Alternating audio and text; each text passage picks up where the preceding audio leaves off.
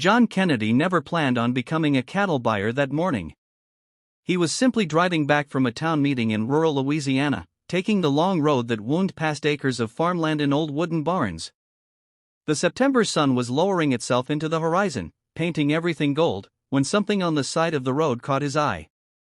It was a small auction yard, and a crowd of farmers had gathered. Curiosity tugged at him, and against his better judgment, he pulled over. Inside the pen, there were cattle being brought out, one by one, while the auctioneer rattled off numbers like clockwork. Most of the animals were strong and healthy, but then came a frail, coughing cow. Its ribs jutted out, and its eyes seemed to sink with exhaustion. The crowd stirred uneasily, no one wanted her. The auctioneer barked out a low starting price, but silence followed. The cow stood there trembling, her thin legs wobbling. Something in John's chest tightened. He had grown up in rural Louisiana, where livestock wasn't just money, it was life. His father used to tell him, the worth of a man ain't measured by how he treats the strong, but by how he treats the weak. Those words echoed now. He knew that if no one bought the cow, she would likely be sent to slaughter that very evening. Against all logic, he raised his hand. The crowd chuckled. Some muttered, waste of money. Others smirked, wondering why a U.S. senator would throw away dollars on a sick, dying animal. But John didn't care. He bought her for a pittance and arranged for her to be delivered to a small piece of land behind his farmhouse.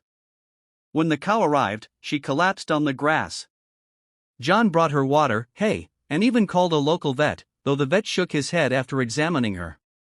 She won't last long, Senator.